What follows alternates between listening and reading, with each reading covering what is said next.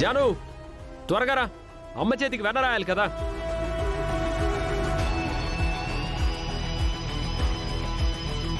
అత్తయ్య గారి చేతి నొప్పి నేను తగ్గిస్తాను కదా. అత్తయ్య గారు మీరు కూర్చోండి.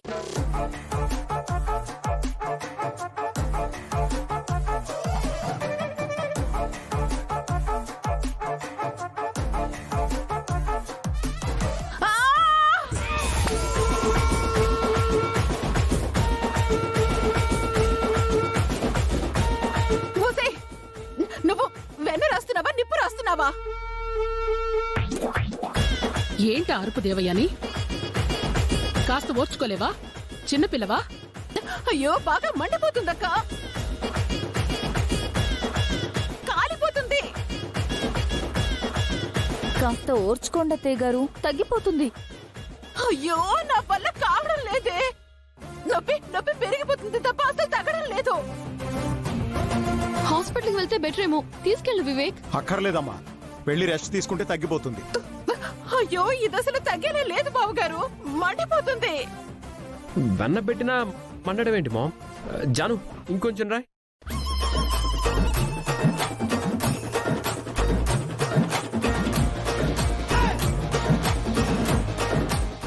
అమ్మా అమ్మా,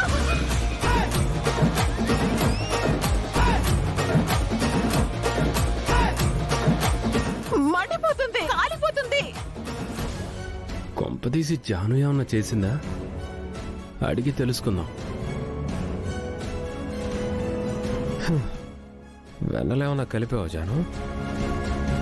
విశ్వాసం కలిపానండి. విశ్వాసమా అంటే? ఉప్పు. దేవయానికంటే చిన్నపిల్లలే బెటర్. ఆ కాస్త నొప్పికి ఇల్లు పీకి పందిరేస్తుంది. పదండి. ఇంకెప్పుడు మీ అమ్మని వంటింటి వైపు వెళ్ళొద్దని చెప్పరా? రే వివేక్, కాసేపు చూడు, అప్పటికి పెయిన్ తగ్గకపోతే పిన్నిని హాస్పిటల్కి తీసుకెళ్ళు. ఆయన నువ్వు ఉండగా చిన్నత్తయ్య గారు వంటింట్లోకి ఎందుకు వచ్చారు జాను? అట్లు తినాలని ఆశపడ్డారక్క. పాపం బొబ్బట్లు తిని బాధపడుతున్నారు. బొబ్బట్లా? అదే మనిషా, చేయి కాలి బొబ్బలొచ్చాయి కదా, ఆ బొబ్బట్లు.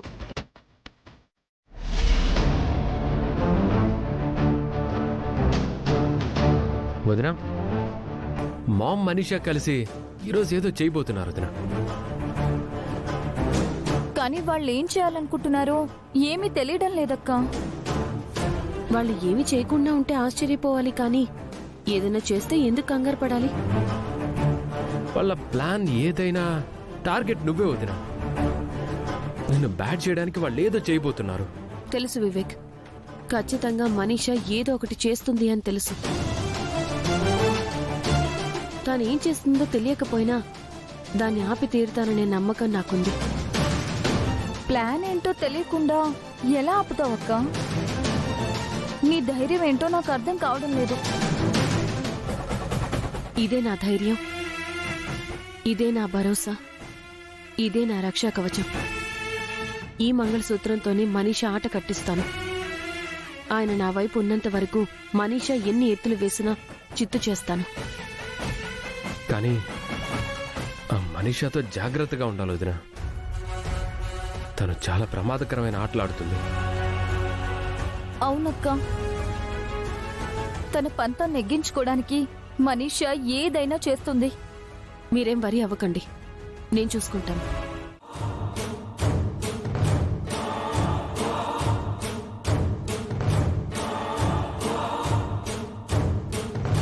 ఇది పక్కకెళ్ళి ఏదో చేసొచ్చింది. ఏం చేసుంటుంది? తను చెప్పిన సస్పెన్స్ ఇప్పుడు విడబోతుందా? ఆంటీ, కడుపుతో ఉన్నాను కదా, తొలి ప్రసాదం నాకిప్పించురా. పుట్టబోయే బిడ్డకి మంచిది కదా. ఓ సుదీనాసాలో, ఆ పచ్చళ్ళలో ఏమైనా కలిపొచ్చిందా ఏంటి?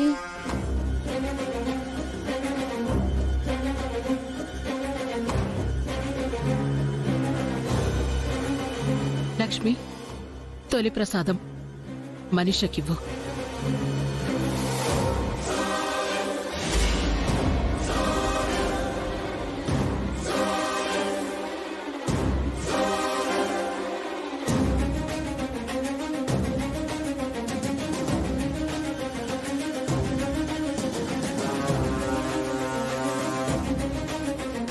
ఏవైంది లక్ష్మి? తనకి ప్రసాదం ఇవ్వు. నన్ను క్షమించండి అత్తయ్య గారు.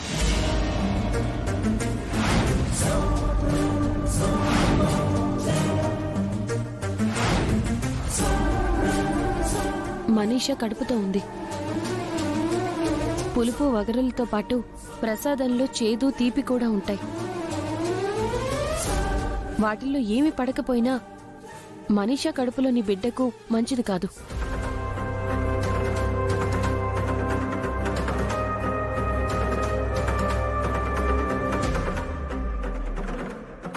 అంటే నన్ను ఈ ప్రసాదం తినద్దంటున్నావా లక్ష్మి?